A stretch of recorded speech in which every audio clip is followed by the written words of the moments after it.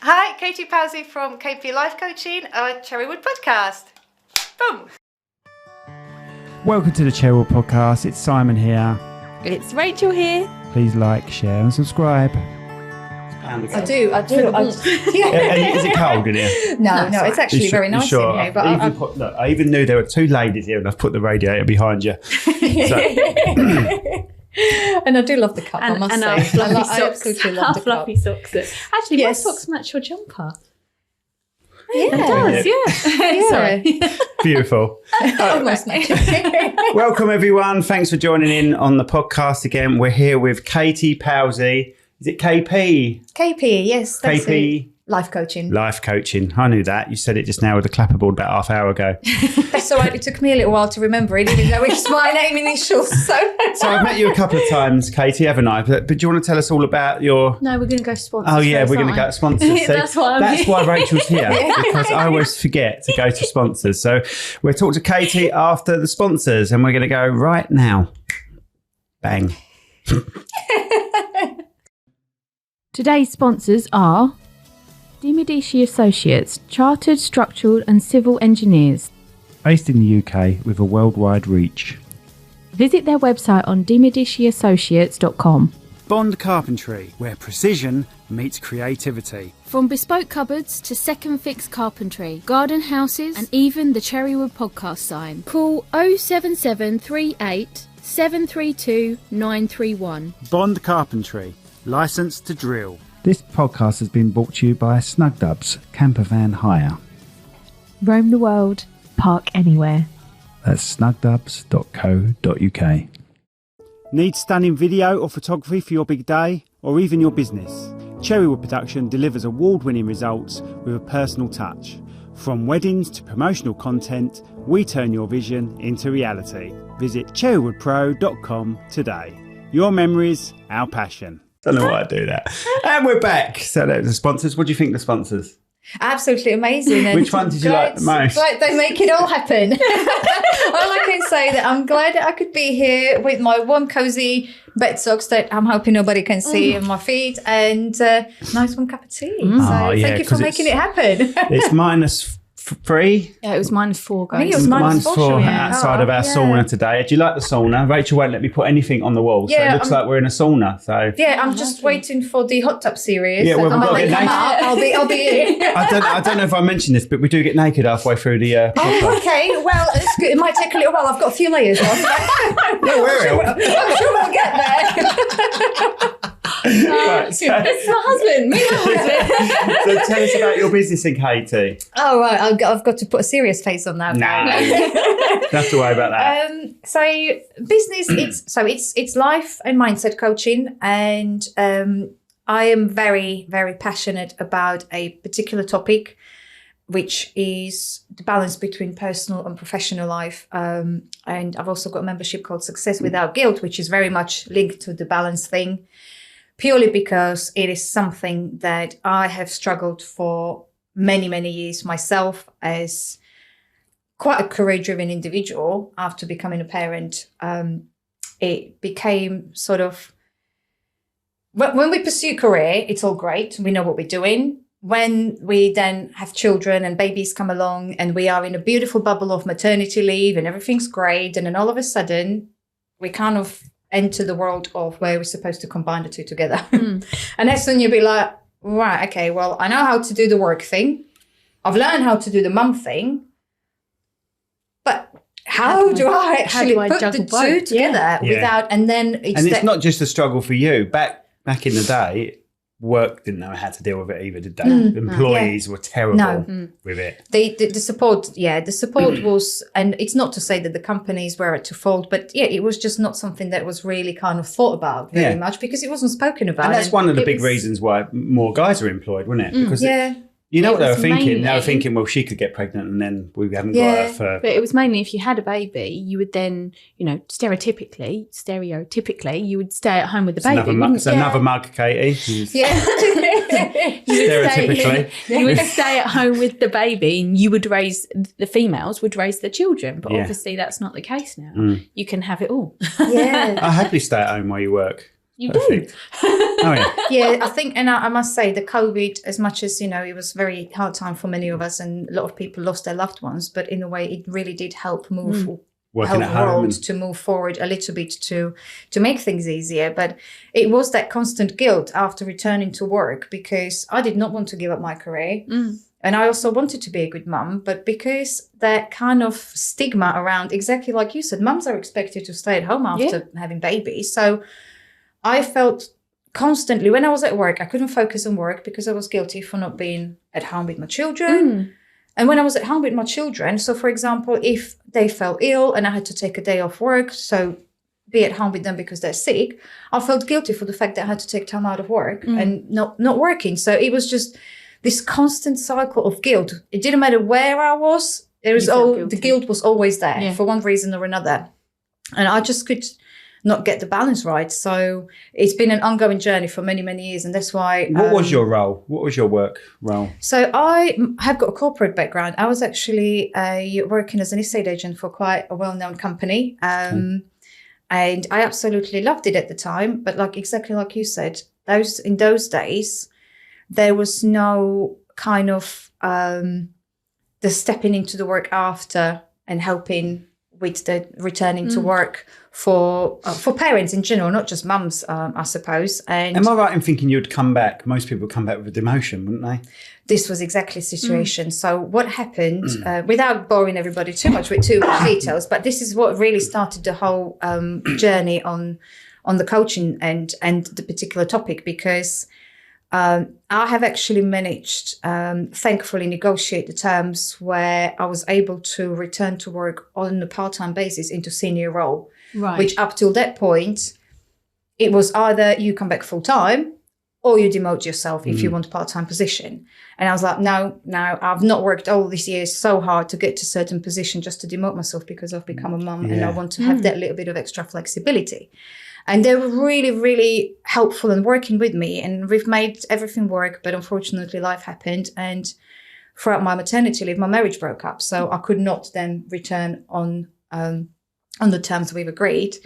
So I then decided to end my career and resigned in a hope that I can save the marriage. So then I've experienced, so I've gone from one end of where I was obsessed with work and my career and I was working really, really hard.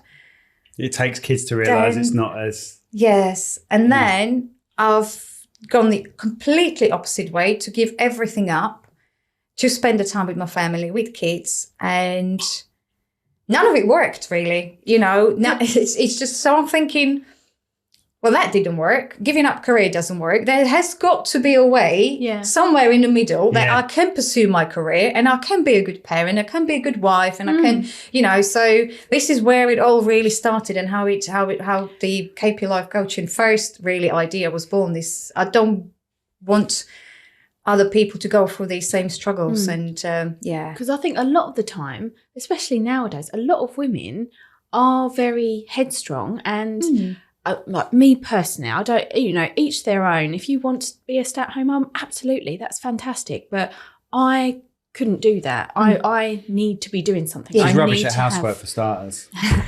Look, I have 2 jobs, so I don't have time for housework. I'm going to employ someone. There we go. I'm doing my contribution. Apologies as you walk through the house.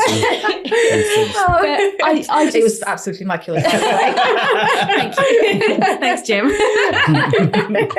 But Jim is our cleaner, sorry. Yeah, I just couldn't think of, I love my children to bits, but I need that me time. When I went back to work, it was very much I could have an adult conversation. I could actually have a conversation where it doesn't involve sick or, breastfeeding or, any kids programs or dinosaurs. Or anything like that. You had a proper conversation and it was like, oh my God, I need this in my life. Mums and dads that just do that full time with the kids and nothing else, their vocabulary turns into that style as well because they're only used to talking to kids and watching kids programs, and you gradually merge into what your life's taking in, don't you? Yeah, but it's also, like you said, it's embracing what really is important to you. There are people out there who would be more than happy to not pursue a career and create a wonderful home and, and it's perfectly fine. But the issue is with us who don't want to give up our career. It's we put ourselves, and the thing is, it is us that we put ourselves into the box of, oh, well, I'm a mum now, so I should not really want things for myself. Yeah. So for me... Yeah, it's like there's already rules, set out rules. That's it. And we put ourselves in that box thinking this is the expectation, which is societal, culture, family. You're fine. No, you're fine. Didn't you? Sorry, that always falls off. Never mind. Don't mind. I'm causing havoc already. I shouldn't have touched it. So, yes, it's very much about us and our own mindset, how we still feel that we have to comply with certain ideas of what parenting should look like, or who we should become as parents, and not putting kids first. And, you know, we will always put kids first in ways, but there has got to be, like you said, have that kind of me time, because otherwise we will lose our own identities and we will become somebody who we, in the long run, don't even recognize. And then what happens is as children get older and they no longer need us as much, what do we do then? Well, exactly. And then you go back into the working industry and you've lost confidence, you've lost the ability to, you know, to be able to do the management side of it, if that's what you were in, you know, and you've lost all of that because you haven't done that in so many years. And you're thinking, I've got to now retrain to actually, like, retrain my brain to actually get back into work after so many years.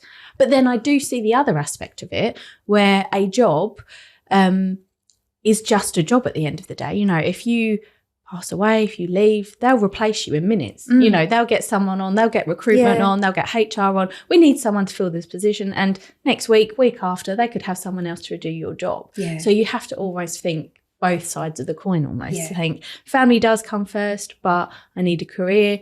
But also my family is more important than my career, if that makes sense. So... And it exactly is that. Is everybody is this is going to be very different for all of us, because we all have got completely different priorities, and different things are important to different people. So it's understanding in the first place what is important to us. And what I found is in this day and age where, you know, everything's so fast paced and we're busy being busy, right? It's this constant kind of rat race, and too often we don't take time to stop and actually think, hold on a minute, circumstances change, priorities change. Is what I'm chasing still relevant to what actually aligns with what I want to achieve and what I want from life? Because let's face it, it changes. You know, things change. And unless we actually every now and then pause and think about what we're chasing is actually in line with our values and still the goal, then this is where the guilt comes in, because we're actually chasing something that's not even us, that's not even for us, that's not even real.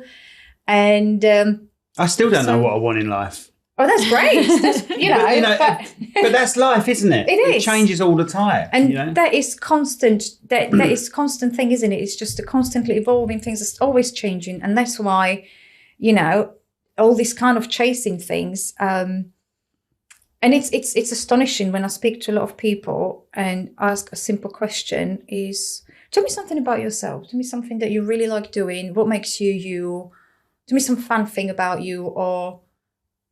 And they have to speak, actually, actually, I don't know. I don't really know. And that's the thing is sometimes it's these simple little things that we completely lose the track of.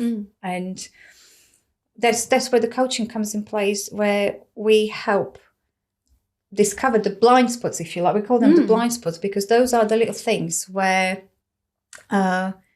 we actually rediscover what is important to us, and we get to see things that sometimes are literally right staring in your face and they're not there. So, you know, things like reevaluating. So after having children, for example, what is the reason why when you mentioned about the job, what is the reason why you want to go back to work? Are you going back to work because it's your passion and you want it? Because in my case, it was because I'm that kind of person. I need to work. But for some people, they might be like, well, no, I'll go to work, not because I want to, but because I have to. And that's when that comes into place, the job scenario, when, you know, it's a little bit different. But when someone goes back to work because it's genuinely their passion and they still want to continue, so it's also understanding the reasons, and either of them is fine. And this is the thing, we have this tendency to make ourselves, for whatever we decide, we make things right or wrong. Yeah. And that's the thing. There's no right. There is no wrong. It's just simple. We make certain choices, but as long as we understand why we make those choices and decisions, it's the part of it. And yeah, so because I know I personally like working, and this is going to sound really ridiculous, but I like working for the money, because I couldn't, me personally, again, this is just my opinion and my view, I couldn't think of anything worse than having no job. Yes, sorting out the family, but then having to go to my husband and saying, can I have some money? Or I'm taking money out of the joint account to buy you a present. So basically he's put his wages into account and I'm then borrowing money out of there to go and buy him a present. She's never asked me for anything. And she's fit. She's the perfect wife. Sorry, I just knocked the mic as well. Not so much. She's not very good with a mic. But it's literally like, I want to have my money to be able to treat you, to treat the kids, you know, to be able to contribute to the house and everything like that, because we are a team, not a, you go and work, I'll look after the house, I'll have your money and go and buy this, this and this. And I've never seen the situation like that. It's me and you and the kids, and we all work together. But on the downside, I don't know how rich she is, because she keeps it all to... she could be. I mean, she could be raking it in, and I have no idea. She's probably booked a flight to Maldives next week on the business trip. Oh God, I would love that. I have no idea. Like, she could be an overdraft for all I know. I have no idea about her financial situation, which is weird because we've been together 15 years. But then I don't about yours, do I? I hate when it comes to money. I share mine with you, and you go, oh, no, I don't want to know. Because that's your money. If you say, oh, I spent this much on this and this much on it, I'm like, that, you don't have to explain to me. That's because I want you to chip in on it. Oh, right. you need to get the hint.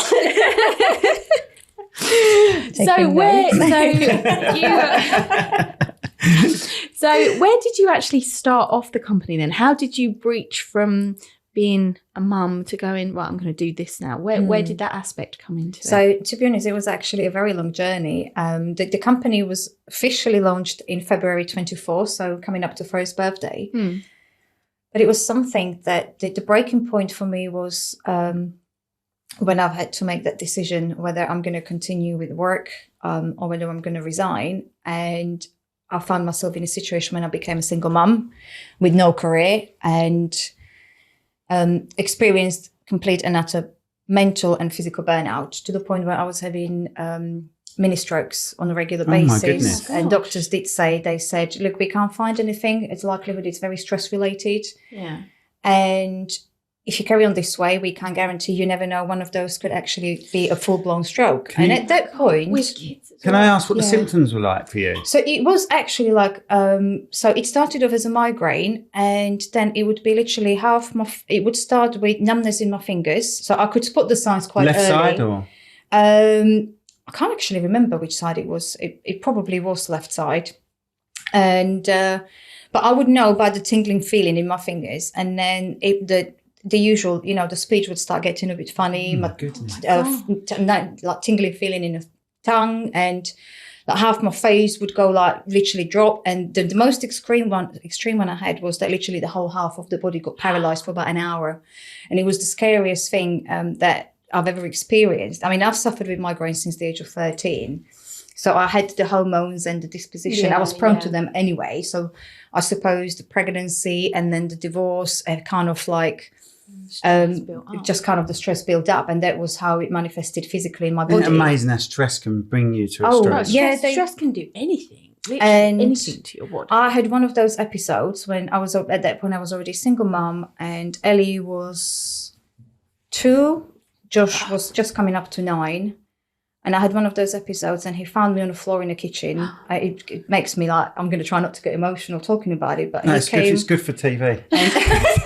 I'll carry on. I should have brought a box of tea. I'll go get one. Yeah, and he found me laying on the kitchen floor in having one of those episodes. And like I said, luckily they never lasted for very long. But after that happened, I had to sit him down and explain to him what happened, show him how to get into my phone, to call for help if it happens again. And then I thought, I've just had this kind of conversation with a 9-year-old boy who's seen me and his mum laying there on the floor, all, thinking, whatever he was thinking. And I'm like, I can't go on like this. I can't. But a lot of it was also the mental thing, because I really did miss working. I've become a person I didn't even recognize who I was anymore.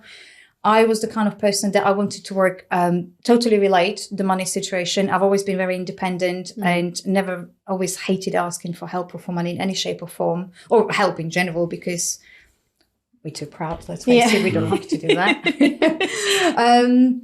So it was that, a lot of it was the mental side of it that I've just really, really missed working. And that's when I've embarked on a journey of self-discovery, self-development, personal growth, got myself a coach. And that's when I first got into the whole kind of understanding what coaching does and how it really transformed my life and how it helped me move on from the pain and grief of divorce and from being in a victim mode to actually being able to move on with my life, take control over my life. And to the point where now I'm a coach helping others go through the struggles of finding the balance between personal and professional life, because I have seen the both extremes of what it did when I was too over on the career side, and then the effects it had when I've given it all up altogether as well. So I've experienced both sides.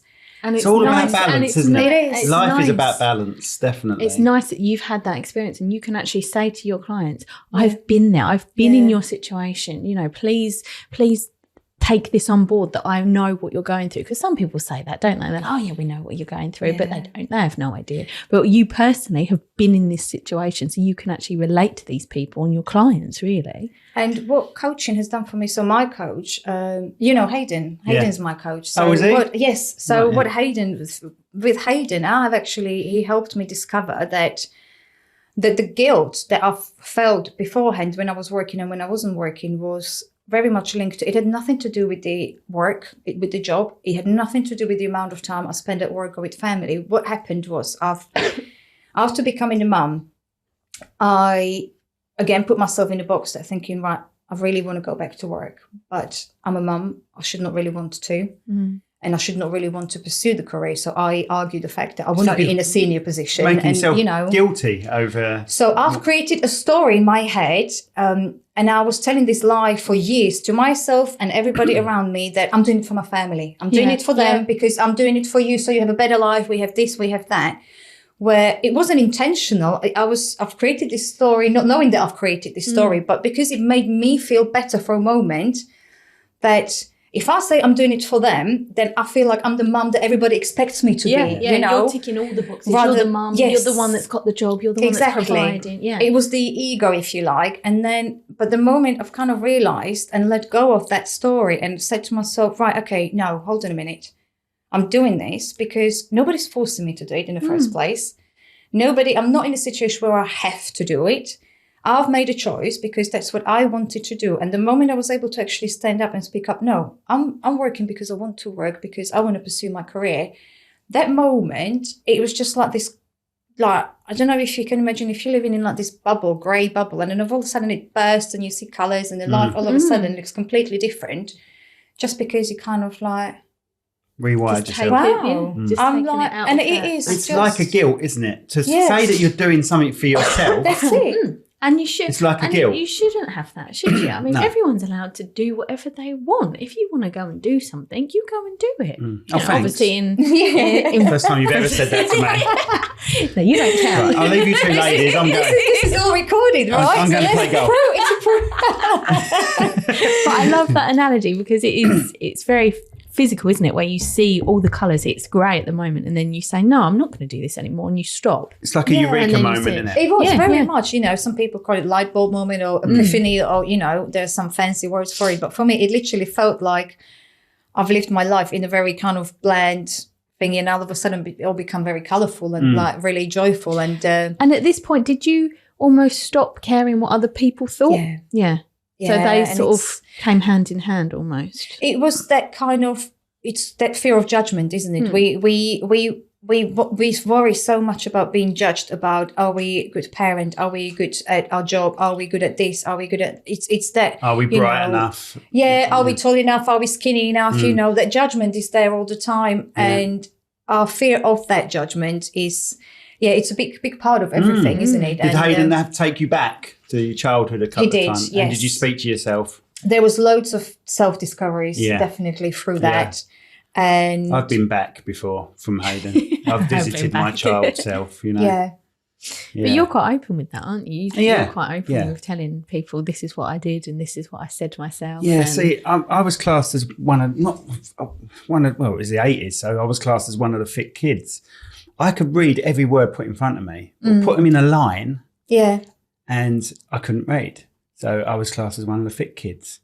But I've only just realised in the last 10, 15 years, it's a visual thing. Mm-hmm.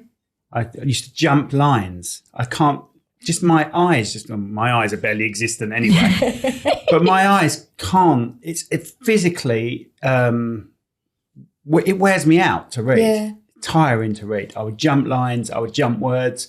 My brain would race ahead, guess what words I was going to read next. It was that sort of thing. So through school, it was a struggle. And you'll be in a classroom and everyone's reading a book. They're getting certain kids to read out. Right now, Simon, it's your turn. Oh, here we go. In that bit, I had to work out what bit I was reading and then just read that over See, and over and over Rachel's again. very similar to me. Very similar. And it threw me. But- if someone was reading more, I was like, oh my God, I've now got to find out where I'm reading, just to make sure I knew my paragraph and knew where I was reading. So it freaked me out. what I did at school is I turned to comedy. I would read it stupidly. I would read it in a stupid voice, which meant I could read it slower and things like that. And I didn't want to do it like that, but that's how I coped with it, So, he sent me back to school because I was looking at it through the kid's eyes. Yeah. He says, how do you remember it? I said, well, I remember sitting on there, looking at the book. I said, no, you need to go back. And as the adult, and talk to the kid and say, look, don't worry about it. Say, what's he say? Tell the kid what they want to hear. That's it. Yeah. And give them what they need. Yeah. Give them what they need. That's it. And then it's that letting go of whatever happened. Like one of the things that because I'm so passionate about it, I constantly look for further training and further way to develop as myself, but also as a coach. And I'm currently being for a different kind of training, and it was very much talking about the what they call upsets and learning to let go. And it's interesting because they're talking about like when we find ourselves in a situation where we're upset, and not necessarily upset in a sense of crying upset. It could be anger, frustration.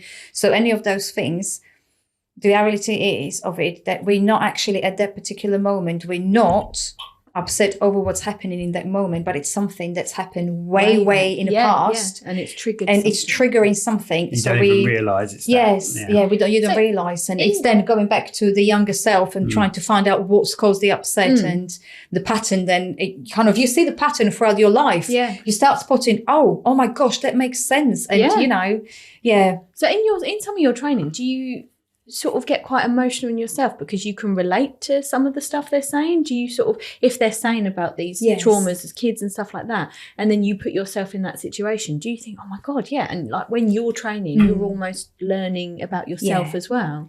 So being in the training, so me being actually the student is different. And yes, if I'm in the training, I can get to the point where, because I'm the coachee, if you like, I'm the client, then I can get, and there was a training that I did, again, Hayden's recommendation, but absolutely fantastic and would recommend to anybody. It was a 3-day intense course. And when I say intense, it was Friday to Sunday. It started at 8 o'clock in the morning and finished at 9 o'clock at night, 3 days in a row.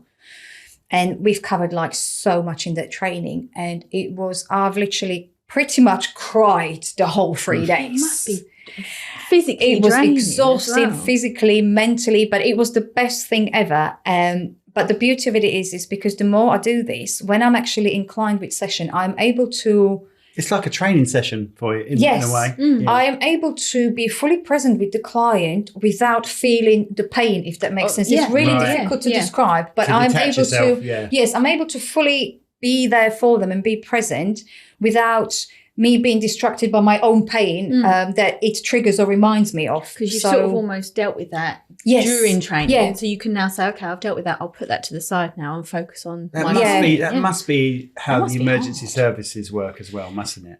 I can imagine, probably, or anyone who deals with anything like that, and they start relating their own kids to something they've witnessed. There's that form of detachment, or possibly having a training where they have learned to let go of certain things. But it's and this is the beauty of being coach. Is for me personally, I can't ever actually say it's a job or work, because it feels weird for me to say it is a job, because it's for me, it doesn't feel like it. And That's the best way to be. yeah, it's mind blowing, and it's incredible that from that journey when, you know, when I go back to the situation on the kitchen floor with my son to now, 7 years later, you know, I'm sitting here talking to you guys and being completely on the other side, living the dream, almost. I mean, I haven't quite got the Maldives yet, but you know, it's work in progress, and it's just incredible. And I'm now privileged to be in a position where I get to share this with others and show them that, you know, there is a way we can all, and not just mums, but,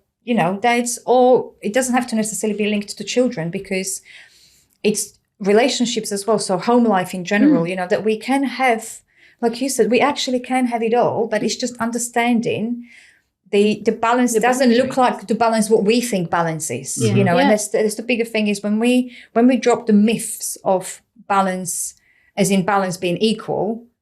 And this is another myth. It's about equal, about in terms of satisfaction. As long as we're equally satisfied across those areas, because we're never going to, and you said it absolutely rightly, we are never going to spend the same amount of time on each of those things. And I mean, if you want to go deeper, it's not just professional and career and home life. It's also health, it's self-care, it's finance, it's family, it's relationships, travel, fun, you know, everything. So I mean, the list is never ending. Exactly. You know, eat your 5 a day. And it's like, you're never going to have, you know, you're never going to be able to do everything equally.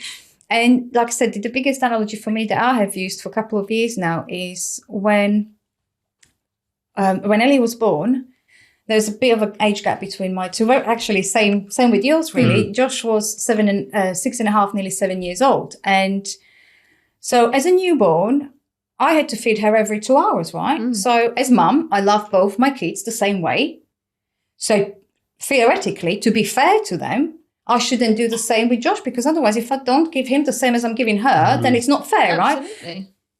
I'm not going to feed a 7-year-old every 2 hours and wake him up at 3 o'clock in the morning. Josh, Ellie's just having her milk, so would you like yours as well, just so you don't feel left out? And he'd be looking at me like, Mum, you've lost your mind. I mean, he thinks that anyway, but that's a different reason, right? And this is the point. And this is no different with, like, when we look at our jobs or careers and when we look at our family. Because we spend more time on one area than the other, it doesn't mean that they're any less important. No, not at all.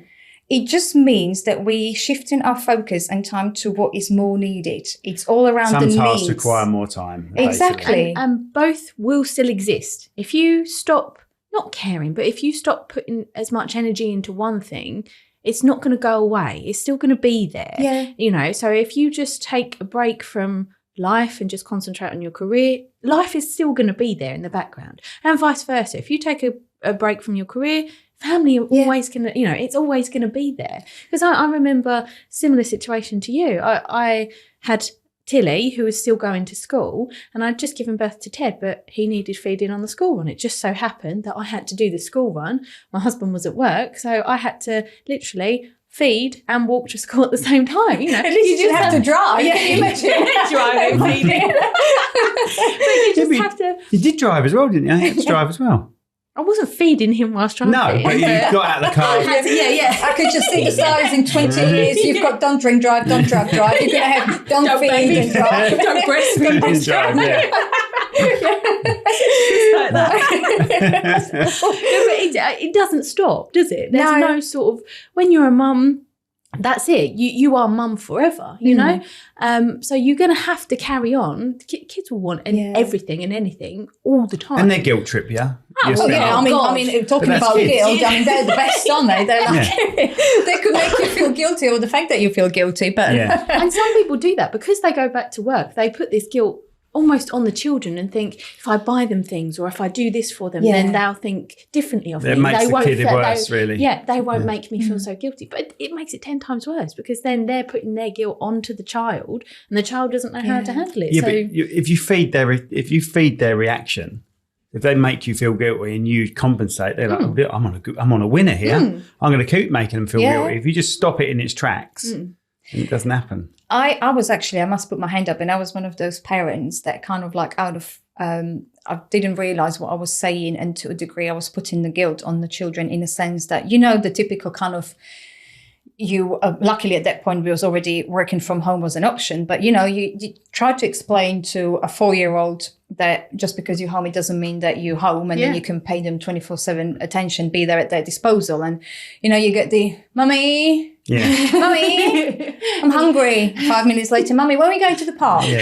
And I so often found myself replying, mummy has to work.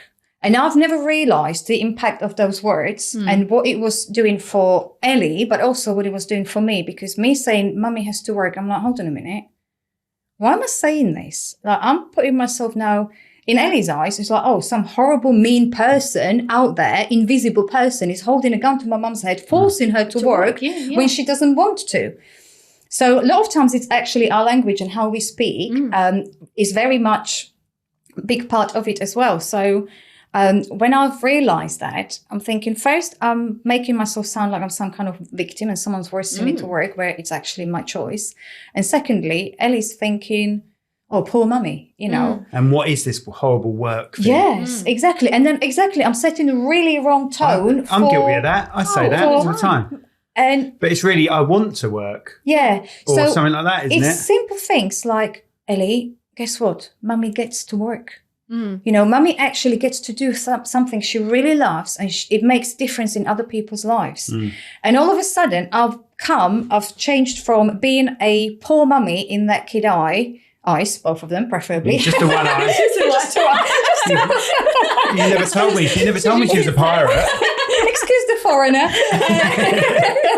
And all of a sudden, I've changed from being the poor mummy to her hero, because now she looks up to me, and she's actually come to me last year and she said to me, mummy, I want to be like you. I want to have my own business. What do you want to do? Oh, I want to either sell pet stuff or I want to sell building materials. I said, great. I mean, she completed, but and you just think, but that is because she now sees me actually embracing the fact that I get to work, and I look at the work as a privilege rather than something I have to do. And she's now learning to see it as a privilege rather than, oh, I have to go to work. And a lot of us do that as parents. When kids say, oh, can we have play? No, I have to go to work. I'm terrible for that. But I try and explain to them, look at the house we got. That's what I was going to say. Look at everything we've got. And that's because of working, If you don't work, you don't get to pay for these things now. I don't even know if that's the right thing. Because I try and say to the children, I say, look, I have to go to work and do my job for this many hours, and I have to work from home for this many hours. And that means so you're using the word paid. have, you say. You need to change that, Rachel. But I then say, that then gives me time at the weekends to spend with you guys, or time so I can take you. That gives me some money so I can then take you to the cinema, which I couldn't do if I didn't work. So I try and make it and try and tell them I work because you want this and you want that, and I can't do it. I can't do those things without work. So I try and do that and say to them, it's almost like the value of money as such, because I say, right, I get paid this much an hour. That means I have to work these many hours just to buy you this, or just to do this. But, Katie's going to be all over you for that. Katie, she's career kid. She's like, oh, look at this. Have to. You're making work sound. You're doing it all wrong. Katie, destroy her. I'll sit back and watch you. Tell her the wording that she's used.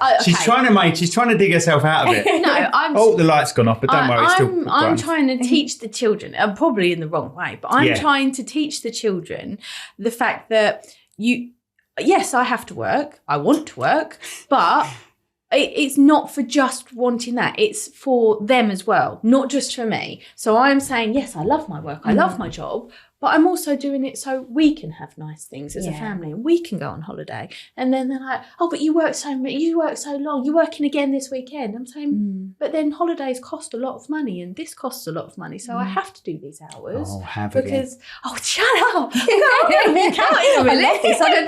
I got this middle seat. This is perfect. You should really be here. This is amazing. I'm sweating now. You're dropping yourself in it all the time. I'm going to shut up now. We fired our daughter last week. Oh, we did, yeah.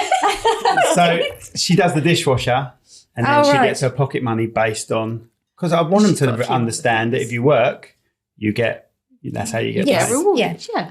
And so the dishwasher is her job. And lately she's 14 and it's like, in a minute, in a minute. I'll do it in a minute. And then you come back in the morning and the dishwasher hasn't been done. Till you do the dishwasher, oh God, And it's like the biggest drama in the world. And I went, Tilly, she went, what? I said, you're fired. I said, because if I had gone to work and kept refusing to do what I'm being paid to do, they would fire me. I said, so I'm officially firing you. So what? That's brilliant. Because we linked it because she did have a little And job then before Christmas. She started doing it for free. Yeah. Perfect solution. Because she did have a little So job I've before saved- Christmas, didn't she? And I said, Talking about guilt tripping, eh? yeah. And I said, would you speak to your boss like that? If her boss, I said, if she came up to you and said, Tilly, I need you to be in this room and do this and do this, would you turn around saying, in a minute? We say boss because she had her first job over Christmas. She was an elf. Yes. And she did really well. She did really well. They loved her down But there. you know what it's like, kids with their own parents. Oh yeah, if parents say something, it doesn't mean anything. Yeah. I sort of had to put it in a straight little, overhead. a little bit of perspective for her and say, look, would you turn around and say to your boss, no, in a minute? And she went, no. I went, why are you doing it at home then? Just class this as a job. I said, yes, it's not a very nice job. I said, you get paid for it. Just class it as a job. Yeah. Yeah, no, that's brilliant. Almost put those rules into place for home. I don't know if we've re-employed her yet, have we? Yeah, we have. Oh, have we? She I did it think for free for 1 week. We should have had a meeting about it, Rach. You've made that decision without me. No, dear. This is a Didn't follow the partnership. right channels. It's like, there's going to be sign a contract. a big dispute. So let's go back to your coaching. What sort of unique styles do you use? Do you have to approach clients and everything like that? Yeah, so imagine how a would you client's stand out? come to you and said, I need coaching. I don't know why, but I've been told I need coaching. Oh gosh. What are the steps? How they come before they because they want to. But, when they say I was told, I'm like, oh dear, okay, this is going to be You must have had that, It's a though. great story. You must have had that, though. People say, I've been advised to seek coaching. Oh yeah, in that sense, as in someone recommended, but I don't think people said I was something. told. I was told there's something wrong with That's me. just my limited vocabulary. That's all that is. Yeah, I mean Under that may pressure still now. come. I mean, it is still, let's face it. I do appreciate that I have been in a business not as long as some other coaches, so they probably will tell you a different story. I've had certainly few to tell, but it's like with any kind of professional services. It's first of all, it's finding out about exactly what they would like to discuss, where they feel stuck, what areas, and how, or if we can work together, how is it going to help them? And then from then on, we'll make a decision what is going to work. So I haven't got a specific framework, such as, even though I have got tools and framework available, in reality, I don't tend to use them as often, because I find that after having the conversations with people, it's very much a case of picking everything I've acquired through my qualifications, from the knowledge, through life experience. And it's always it's almost like picking them together from different things and making a specific tailored kind of framework for that particular client. Because I suppose every situation is different, right? Very much so. But I do use NLP techniques a lot of that, because I'm NLP practitioner. Can't even say Go on. it. Have a go. Practitioner. What are you, sorry? NLP practitioner. And so I do use NLP techniques. What's people, LP, sorry? So it's the Neuro-Linguistic Programming. So it's where we glad kind of I talk asked. about the body language and different kind of timelines, and it kind of, some people get it confused with hypnotherapy. It's not hypnotherapy, but it may sort of seem in certain ways, because it's similar to like when Hayden was taking us back to childhood. So sometimes it takes a bit of a imagination when we take clients to different places. Yeah. So it's a bit similar to that. But no hypnotherapy, and there's definitely no brainwashing going on, or no voodoo or anything like that. But so I use that, and I have created a 6-week program, which is quite based on a framework, and it's strategic, pretty much week by week, day by day, that I can use. But like I said, for experience, I tend to use, even if people do the 6-week program, we then move on just to regular coaching, and it's kind of as a journey. So we discuss the topics that are needed on basis on what's happened that week, that month, or whatever the issue is. So there's different ways, and I do it either through the private coaching, one-to-one, or I have got an online community, online membership for those who are either,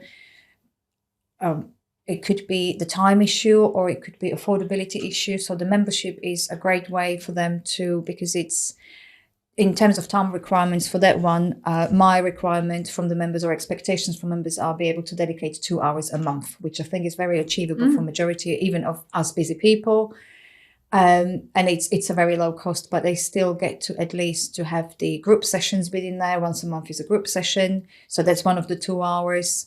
And there's a content, almost like a worksheet for different topic each month. And that's the other hour that they need to spend the hour going through the content of the topic of that month. So almost like self-coaching themselves for 1 hour a month, and then group session coaching once a month, us together, all of us as a group. Right. So I've got 2 different ways to help people, because one thing I wanted to create when I've decided to be a coach is, again, linking it back to being mum or a parent and the guilt of, you know, what it's like when it comes to spending. We talked about doing something for ourselves, and it's no different when it comes to spending money on ourselves.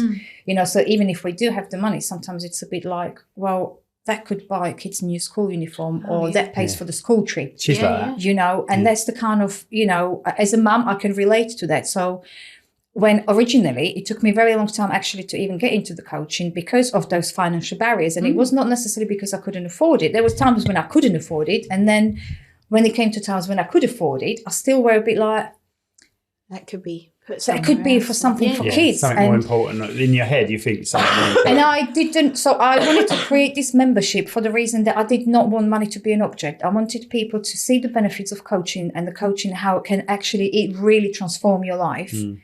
And so even if it's not as, of course, it's not going to have the same outcome as the private one-to-one coaching, but it's still a great way to be coached, and it still really, really helps.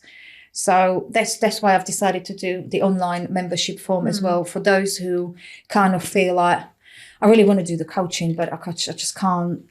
I just can't see myself. Is it almost like a way in to see if they almost feel comfortable with coaching as well? It's also that as well. It's like a stepping for a lot of people, because let's face it, in England, coaching is still quite a new topic. A lot of people don't actually know what the word coach means. They get it kind of, a lot of people think that we kind of like mentors or counselors or therapists or consultants. There is an overlap. It is an overlap. There can be. It's just absolutely. a change in mindset, isn't it? You know. Yes, but so it really helps people who are not quite too sure whether coaching's for them or what it's even all about. It really is like that stepping stone, isn't it? And then from then on, then can make a decision. I actually really like this. I can see this working for me, and I would like to see how the one-to-one works. Or they may decide it's not for me at all, or they may decide, no, this is perfect, and stay in the online theme. So either or, I just, like I said, going back to me, I didn't want that to be that barrier of people who really want to do it, but I'm not going to invest money into it until I know what it actually does and how it works and what it really is all about. So, and I do love, I must say, I don't have a preference because they're both very different. I really much enjoy the one-to-one, but I also love the group sessions because you get certain buzz from those group sessions, and we always have a bit of a giggle, you know, even though sometimes we discuss very serious things, and I feel very privileged that the members feel safe enough to actually open up and talk about. Because I was wondering, do some people close up slightly? Yeah. They probably do on the first couple of sessions, maybe. You do, everybody's different. Some people are very open immediately, and some people are, it takes quite a journey for them. But is this over Zoom? It is over Zoom, yes. I mean, the private sessions, I do mix. So I do in person as well, depending what client preferences are, providing they're not in Scotland, or I mean, if there was somewhere really, really warm, and you know, like the You'll go.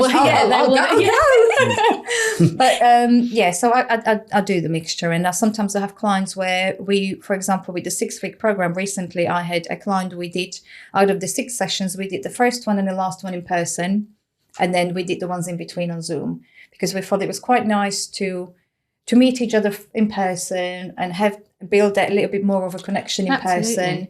Then we moved online, and when it was the last one, again, it just felt to make that last one a bit more special. It just felt nice to actually do that in person. I completely agree. Right, Zoom gives you the wrong impression of people sometimes. I've spoken to people for a year on Zoom and then met them after the year, and you think someone's going to be 6 foot tall and he's about 5 foot. It's really how they set the camera up. And you think, I can't wait to meet him. Where is he? Oh, he's down there. Do you know what? That just reminded me of that happened to me. It's like, aren't you short? Yeah. And sorry. Then you'll see some people you think you're far taller than, and they're all 6'2". You know, it's crazy. It does pay to see something. Zoom does not get everything. Zoom, you get like 30 seconds, don't you, to have a conversation? Or you get a personality. Yeah, but you don't really see the whole of their personality. You can get 30 seconds worth every now and then, but you don't actually know that person at all. It's exactly the same as meeting a famous person. You're like, blimey, he's short in real life. Yeah. I don't think Vin Diesel's that tall. You don't think you met Vin Diesel? No. Oh. But I know for a fact. Calm down, girls. Calm down. But I know for a fact he's not as big as he looks on screen. You're just judging that. That's hearsay. What are the most common problems and issues that people bring to you, do you find? I don't have enough time. That is, if I was to get paid a penny every time someone says it, I haven't got time for this, then I probably will be in Maldives by now. It seems to be the common thing.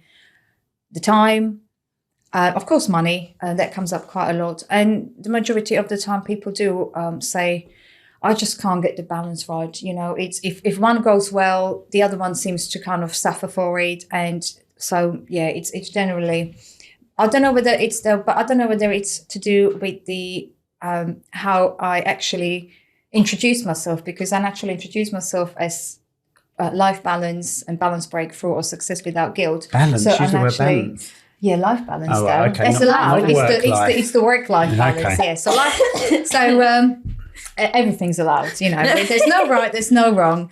But so I don't know whether it is because I naturally attract those kind of people because that's what I always talk about. But that's, time, 100% time management, and not even time management, but it's just I haven't got time. And even when we speak about, when I speak to people about coaching, and it's actually, I originally thought, and that it possibly could be the affordability issue. And it turns out that more often it's the time than the affordability. Yeah. And that's when I know they actually need coaching. Yeah. We all need coaching, and this they is need what to know the I'm value in it. That's the thing. They never signed up to the value of it, are they? And once that clicks, they're like, actually, Because people look at it sometimes. Have you finished your drink, darling? Do you want me to take it? No, I'm still going. Thank you. But a lot of people are skeptic, aren't they, about the whole coaching, life coaching, well-being coaching, and that sort of thing as well. So, how do you deal with people that say, that's not for me? It's absolutely fine, because one of the things for coaching to work, there is one massive requirement, apart from people obviously showing up would help. One thing is they have to be coachable. So if people are not on the level where they're coachable or open, then it's absolutely fine. And I will not push for it, and I will not pursue it, because it would not work. If they're not ready, it just won't work. And sometimes it is just the case sometimes we're just not ready. Yeah. And it's fine. They've got a defence up. I've actually turned one person down recently, yes. And we've had a conversation, and, this is just to show that we coaches are human too. And sometimes, I felt like maybe I was a bit too harsh, because I always look at it as a coach. I'm very honest, and I'm not here to please anybody. And, if you want to pay me for me to tell you what you want to hear, great, but it's not really going to change anything. No, yeah, absolutely. So there was one instance where perhaps on the reflection, maybe she was not quite ready, and I maybe was a little bit too, not harsh, but she wasn't quite ready to hear certain things. And it was fine, because we stayed in touch. But funny enough, 3 weeks after the session, she did actually message me, and she said, I wanted to say thank you, because I really needed that. And it really got me thinking, and So in the end, it did help, That and it did rejection work. is a coaching in itself. And she, you know, she did say, she said it really helped her move forward. So whether she's ready to take on coaching or not, whether she feels I would be the right coach, because sometimes it could be that they're ready to be coached and I may just not be the right coach for them. Yeah, it's personalities. Absolutely, you know, and there are so many other wonderful coaches where I have got really great relationships with, and I would be more than happy if someone comes to me with a particular situation that I don't particularly think I will know how to deal with myself, or not as well as somebody else, then I would be more than happy to refer them to that particular person. Or like you said, if there's a personality clash, then I'd be more than happy to get them in contact with other people, because in the end of the day, it's about them having the results and the transformation they need. And if I can't deliver the transformation, then there's no point in doing it, because it's wasting their time, it's wasting my time, and it's just not going to work. And I, you know, from a selfish point of view, I want to build a business that people recommend because they have got great results. Yeah. And if I don't think it's going to bring results, then I certainly wouldn't want people to spend money on something if I have got doubt whether it's going to work or not. So, because you must see a range of different people, sort of like people that just need a few little tweaks to sort of get the right mindset, to people that are completely stressed out and burnt out, full on sort of nearly break down sort of thing. So how do you deal with the two variations? Because you must have to sort of, obviously you have initial consultation with them and just see if it's working. Yes. And then they would sort of offload everything onto you, and then you would say... Am I right in thinking it's literally the first question is like, what do you want in life? I mean, it pretty much is. First of all, is what I'll just kind of like start with. Usually I'll just, sound really silly, but it's just like, so tell me what's going on. I don't even go into the goal, what you want in life, but just generally just tell me what's going on. And some might talk about the week they had, some may go straight into goals, some may tell me straight away what they're struggling with. But I just find that it opens up the kind of, then it gives them the opportunity to talk about what they want to talk about, rather than me giving them a specific question, as in aimed or for goals or aspirations, or what do you want to achieve? So those kind of questions will come further on in that consultation, the initial anyway. But the opening question kind of usually is just, so tell me what's been happening, what's going on. So if someone comes to you and says, my work-life balance isn't right, and you realise it's more one-sided than the other, would you then recommend and say to someone, okay, you have more relationship problems, you might need relationship counselling or something like that? Would you always refer on if you didn't think that you could quite capture what they needed? See, I think sometimes even from the initial consultation, it's very difficult to kind of gauge that immediately, because to find out what the source of the actual struggle is, it could be sometimes some people have a discovery in the first session, and some people, it could be months before they discover what the actual real source is. So it's very difficult to say where exactly it is. But one thing that coaching can always guarantee is that it will help discover those blind spots. And eventually we will get to the source. And then we decide, yes, do we continue, or is this something that the root is much deeper and is perhaps out of my expertise? And that's when we need to, I mean, for example, there's kind of this thing with anxiety and things like that. So a lot of times it depends the level of anxiety. If someone has got quite severe levels of anxiety, I said to them, look, I'll be more than happy to coach, but I think you can do the coaching alongside of perhaps seeking professional help, or do that first and then come back to me, because there are certain things where it really is just not my expertise, and I would not certainly want to make things worse for someone. No. Absolutely. So because you can't know everything. You can't coach on everything. No. Because work and life it's a very broad subject, isn't it? You know, you could have problems at work that you thought you've never experienced before. You could have problems in a relationship that you think, I've never experienced that before. So you can't really coach on something that you don't have experience on. So. And everybody kind of experience it in a completely different level as well. Some people kind of start having the breakthroughs really, really quickly into the process. And some may be a bit of a slow burner and it takes a little while and they require further coaching. So there really isn't any kind of so even with the 6-week program I've got people who did 6-week program and then carried on with coaching furthermore afterwards. And then I had a lady who did 6-week program, and at first I was a bit like, oh, she doesn't want any more coaching. But then it's like, amazing, my program worked, she doesn't need any more coaching. So it kind of depends how you look at it. At the end of the day, the customer is the main subject. It's for me, that is everything to me. So what they get from it is the most important thing. And, you know, in whatever shape or form it comes, it's just down to me and us two to work together how to make it happen. But ultimately, it is all about the customer. It's all about making sure that it works and they have a great experience. Whether they want to continue long term or whether they literally just need a little bit of boost. And they just pick it up. But what happens a lot of times, and this is where I find the online thing very helpful, is where if they decide they don't want to continue with further private coaching, if they wanted to stick with the online membership, they still have got the momentum, they've still got the accountability, and we've still got the once a month group session. So it's still kind of ticking over a little bit, but not as intense and not as time and financially costly as the private one would be. So excellent. In your group, sorry, I was going to say, in your group sessions, do other people sort of pitch in with their? It's very interactive. Yes, Okay. And that's what I love. I love the variety between the one-to-one and then the buzz of the group sessions where everybody kind of like just shares and we share struggles and celebrate victories, and it's amazing. Yeah, I love that. That's brilliant. Okay. So how would people find you? Your website? Yes, so www.kplifecoaching.co.uk. Everyone uses two W's. Anyway, KP Life Coaching. I'm sure you'll find it. So KP Life Coaching. KP Life Coaching.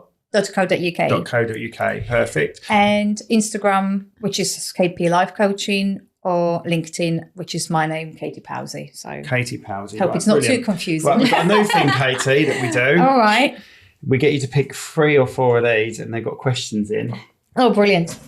And they're stupid questions. Well, in the case of a zombie apocalypse, that sort of thing. So pick 4, 3 or 4, yeah. These kind of like tagged along. I'll be greedy. I'll go for 4. Go on then. They're going to be the ones that are going to be like, oh, this is fun. Yeah. If aliens landed on Earth and invited you to leave, would you go and why? I definitely wouldn't go, no. I think what we have is pretty amazing. Yeah, I think life in general is absolutely amazing and wonderful in its really weird and quirky ways. And it's got a funny way of showing it, doesn't it, at times? But in general, I genuinely think that we're quite lucky with what we have. What if they all look like Vin Diesel? That's a different question. Oh. And you're like, you're smaller than you look on telly. That wasn't on here. Right. Okay, that's a good answer. Yes. Well done. So, thank you. I passed away. Yeah, you passed What would you do then? Would you go? I don't know. It all depends if you were moaning at me that day or not. Also, actually, good question. I mean, it depends how long for, you know. I mean, if it was, I'm a very nosy person, so I'd definitely go. I'd be curious. If it was just like a trip. Do you want a couple of hours? And, you know. Yeah, if it was that 100%, I'll do like a round trip of Mars. It's a very vague question, isn't it? You know, if they're all tall and blonde, they wouldn't even have to ask. And it would also depend if it's going to be my version that comes back, you know, and they're going to do some kind of weird stuff. Or you come back in this 100 years' time. Yes, It happens. Yeah, can you it happens. Did you say it happens? It could happen. All right. It happens, you know. Rachel's on a second life, by the way. Did you know this? No, I knew she was out of this world. But... right, next. Have you ever had a dream that came true? What was it? Well, I mean, this. I don't want to be cliche. To be on this podcast, wasn't it? Yeah.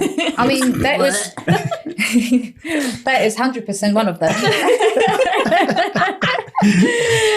And I'll send a check in the post later. Did you have a dream?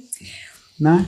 And this will be cliche. I did have a dream from a very young age that I really wanted to do something different. And I wanted to do something that's my own and have my own business. And up till 2 years ago, I didn't think actually it was going to happen. Right. No, but it was. Is that a drill dream? An actual dream? That's not an actual dream, is it? I'm thinking. Yeah, I did. I mean, but this is going to put a downer on it, though. Go on then. So I did actually have a dream before I got divorced that my husband was having an affair, and it turned out he was. But I don't know whether that was a dream or whether it's the subconscious mind playing Maybe. on. But that's what dreams are, aren't they? Dreams are what are on your mind when you're going to sleep. You know, that's, something may have triggered you during the day. Yes. Oh, definitely. And then you've kept that somewhere, and it's gone. So, I'm going to come out. Oh, without a doubt, my dreams are, some of them are based on what I've been thinking that day, whether it's editing something. What you've got coming up. What's on your mind. I stress over weddings. Like if I know, like especially the first one of the season, I'm like, right, okay, I've got to get to sleep. And then that night I'll have like a really weird wedding dream, like I've left my camera at home. I'm like, how can you leave your camera at home? You're a photographer, you know. And it's like, oh God, no, stop. The times I haven't taken a memory card with me. Oh, in a dream, yeah. In a dream. Not so without a doubt, I believe that's why you dreamt that. Sorry to put a down on the very thanks for cheering it all up. Next. These other two questions are nice. No, I mean, to put everything right, he's amazing dad, we're great friends, and everything's amazing. So, no, it's not, I didn't dream that, but that happened. That did happen. What's one conspiracy theory you secretly think might be true? Oh my God, I'm not really willing that's a good one. You know what? I made these up. That is a really good one. I'm not really into conspiracy theories. Oh, I love a good conspiracy theory. Oh, can I come back to this one? I have to think about if I know of one. Yeah. What's the weirdest food you've ever eaten? Did you like it? Is it you're from Slovakia, aren't you? Is there a cuisine there that we don't have here that you would... I wouldn't say it's weird though. It's different. It's like bread. I don't know to this day what it's actually called. So we went to Bali last year, and I always love to try different things when I'm at different places. And there was this fruit.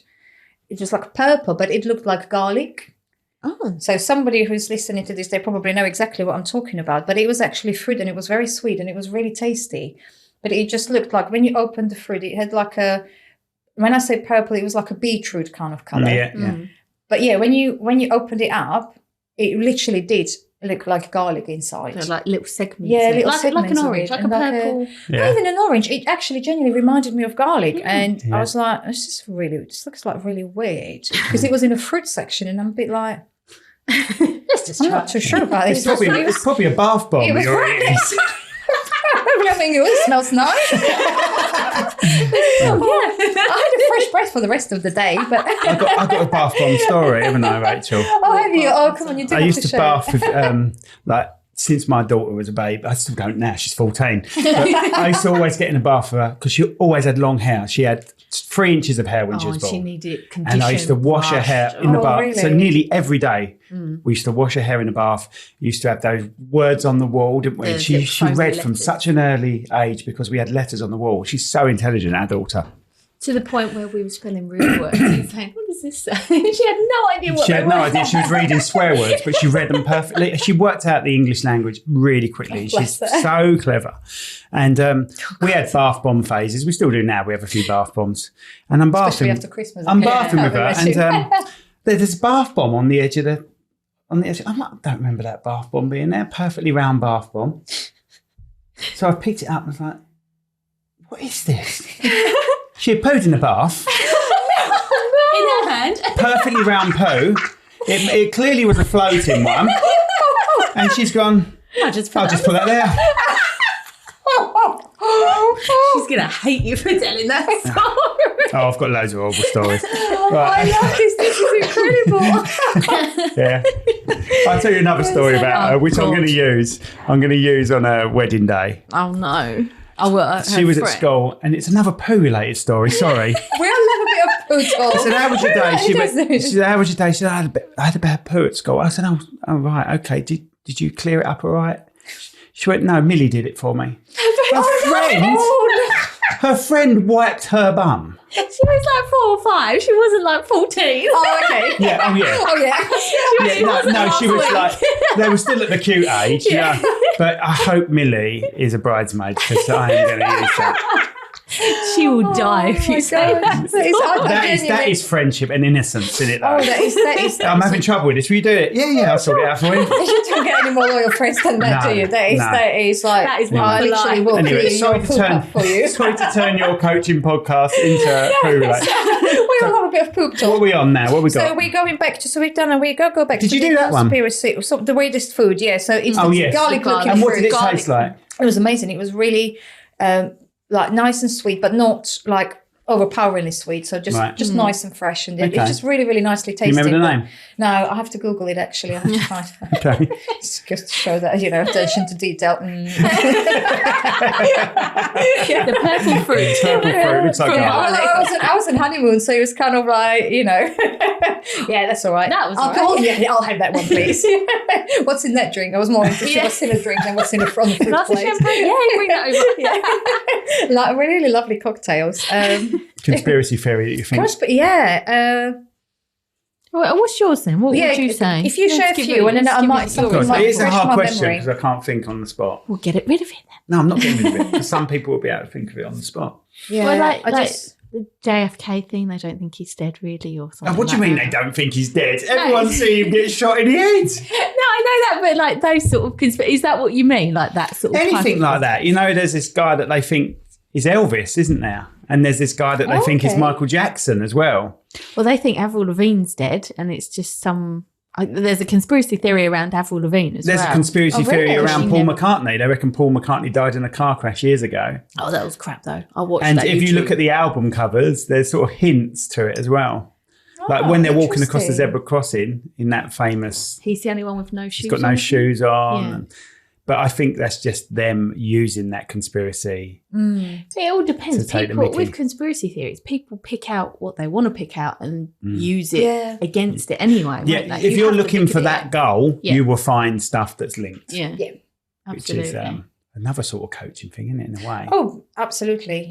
We see what we're open to. It's like I totally don't think of pink elephant. And then what And we're then thinking of. what are you thinking? And then I'm going to tell you, don't think about it. No, don't. Yeah. Well, and especially don't think about it dancing around your studio, Anyway, so I honestly cannot think of. that's I'm going to fine. have to forfeit That's this one fine. because I can't think of any.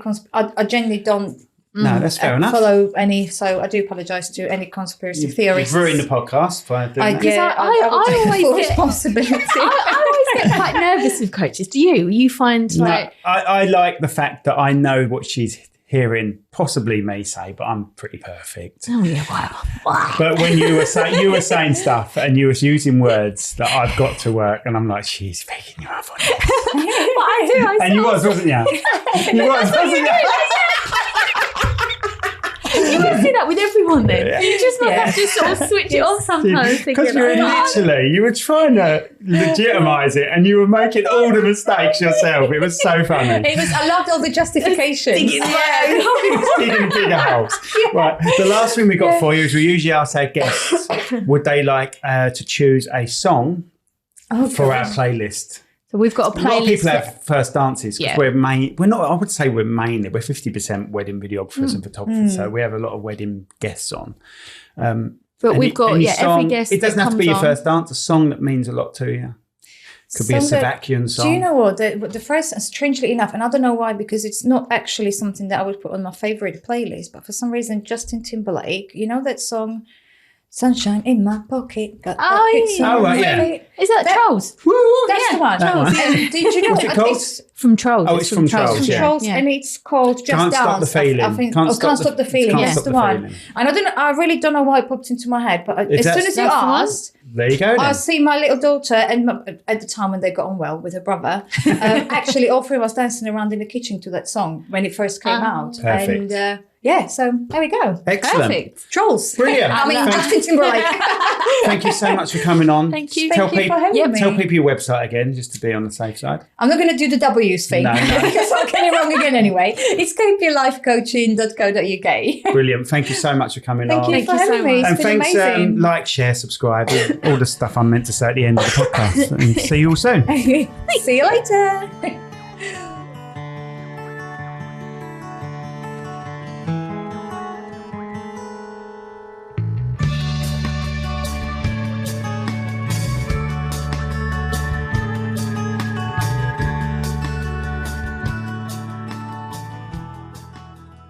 Club Awesome, for autistic children and their families, a place where everyone belongs and fun knows no age limit.